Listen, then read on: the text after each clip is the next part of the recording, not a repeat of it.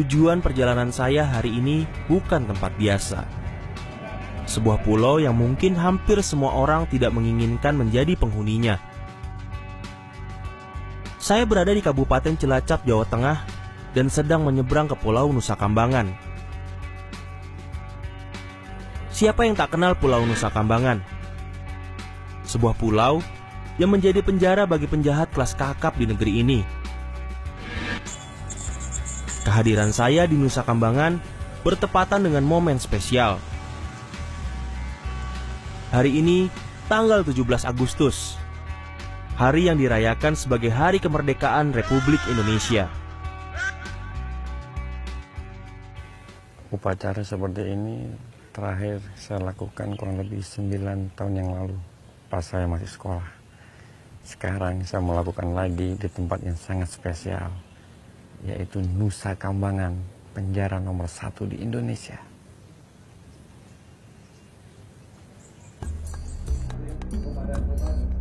Upacara diikuti pimpinan lembaga Nusa Kambangan dan jajarannya.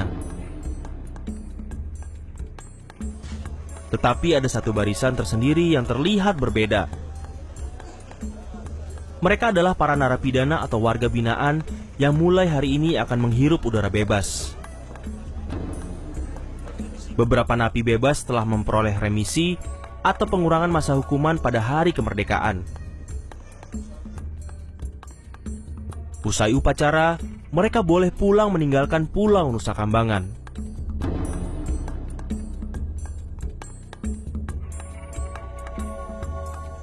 Mas, gimana nih perasaannya, Mas?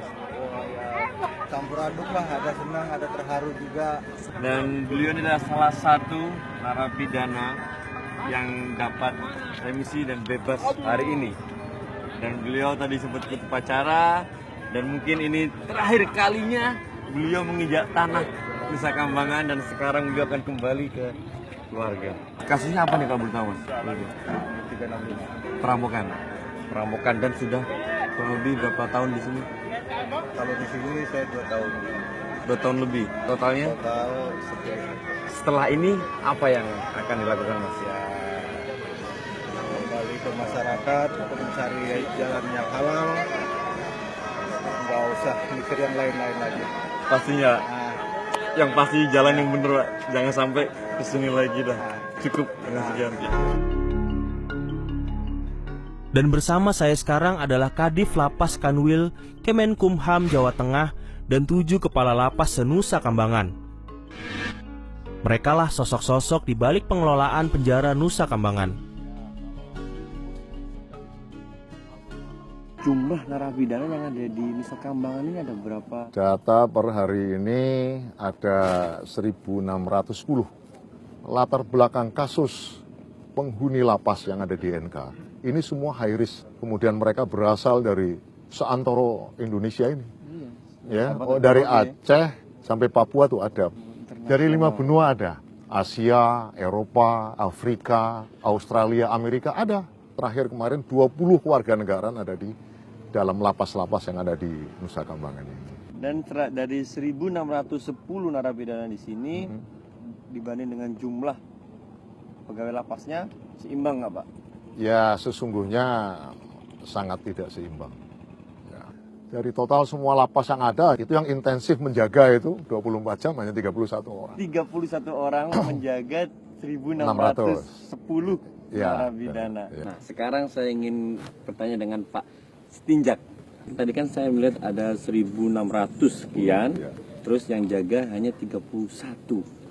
Nah, untuk Bapak sendiri mengatasi sebanyak narapidana sebanyak itu tuh bagaimana, Pak? Kita dituntut tidak boleh cengeng. Justru di saat-saat kekurangan itu adrenalin kita harus mampu. Bagaimana mengatasi ini?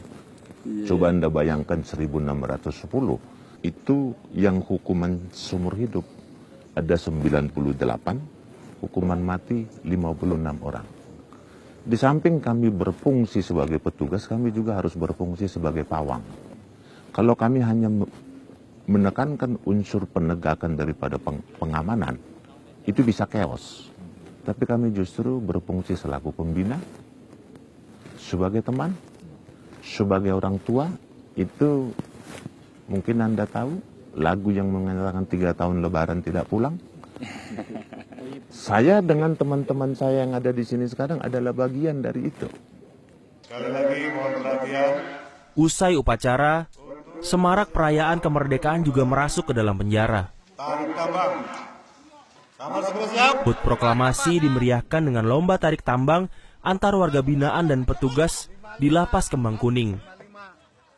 Meski diri mereka sendiri belum merdeka, tapi para narapidana tetap bersuka cita merayakan hari kemerdekaan negaranya.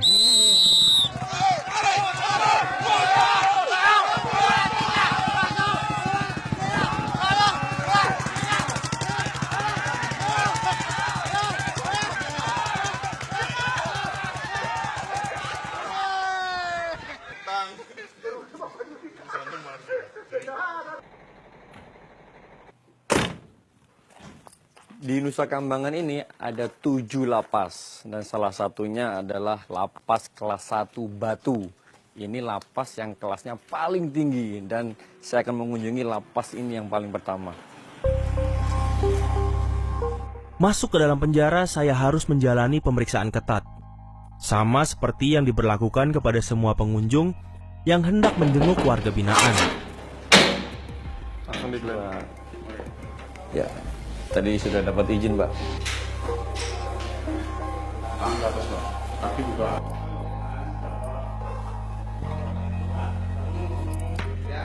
Di dalam lapas, ternyata warga binaan tidak selalu di balik jeruji. Pada jam-jam tertentu, mereka boleh keluar di halaman bagian dalam penjara. Bahkan, saya sempat berpapasan dengan salah satu gembong narkoba kelas berat, Freddy Budiman. Freddy diganjar vonis hukuman mati atas kasus impor 1 juta butir ekstasi dan membangun pabrik sabu di dalam penjara. Di Nusa Kambangan, penampilan Freddy berubah drastis menjadi lebih religius. Sebagian penghuni lapas mengisi hari-harinya di dalam masjid. Ternyata, di lapas Batu ini terdapat pesantren dalam penjara. Mengurusi penjahat atau orang-orang bermasalah tentu sebuah tugas berat. Apalagi di Nusa Kambangan, sebagian besar napi kelas kakap. Penjaga harus selalu siaga 24 jam. Waspada jangan-jangan adalah kalimat yang selalu menjadi pedoman para petugas saat bertugas. Yang artinya, selalu waspada dengan segala kemungkinan karena jika lengah, apapun bisa terjadi. Ini salah satu buktinya. Masih banyak ditemukan barang-barang terlarang yang diselundupkan ke dalam penjara. Barang-barang yang ditemukan saat razia ini kemudian dirusak dan dimusnahkan. Itu kita razia mengadakan secara insidentil itu sewaktu-waktu dan secara rutin kita sebulan 4 kali. Nah, di sini temukan hasil-hasil seperti ini. Dan ini tersembunyi tempatnya yang kalau kita tidak meneliti dengan teliti itu tidak kelihatan. Kalau handphone juga disembunyikannya di tempat-tempat yang terselip. Ada kalanya digali bekas WC itu, nah dimasuk di sana. Ya. Itu tidak hanya handphone dan kabel elektronik seperti ini kan, Pak? Tidak, itu meliputi handphone, kabel-kabel yang seperti ini, senjata tajam maupun prioritas adalah narkoba. Itu kalau ada. Ya. Ada satu hal lagi yang membuat saya penasaran saat masuk ke dalam lapas, yaitu soal urusan perut. Bagaimana petugas harus menyiapkan makanan bagi 300-an narapidana setiap harinya. Ini adalah makanan yang akan disediakan kepada narapidana yang ada di sini. Bapak harus menyediakan makanan untuk 337 orang. Benar sekali. Kesemuanya yang masak ini kita dibantu dari warga binaan juga. Warga binaan juga? Warga binaan semua yang untuk melayani masak. Berarti Bapak harus menyediakan berapa beras dalam satu harinya nih? Ya kalau dalam 1 bulan kurang lebih paling enggak 3-4 ton kan. Kalau untuk menu sendiri Bapak menyediakan itu bervariasi dalam 1 minggu? Betul, kalau menu memang sudah ada dasarnya, itu boleh dikatakan daftar menu yang ada. menunya pun bagi saya sangat layak. Sangat layak. Sangat layak dan Sangat ini layak. benar-benar ya vitaminnya ada dan ada snack sore, snack Ya ubi, kadang bubur, itu kan puding. sehat banget tuh malah. Sangat sehat, ya. Oke lah kalau gitu Pak, silakan diterusin. Mas, ini ayamnya ntar gosong lagi Mas, ini gak diputer-puter nih. Belum matang ya?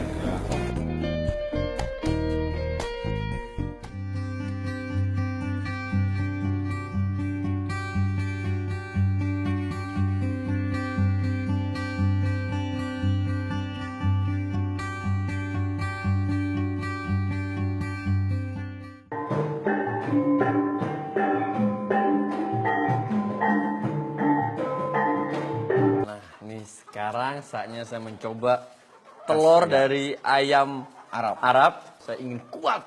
Sebenarnya saya sudah kuat, Pak. Tambah kuat lagi. Tambah kuat lagi.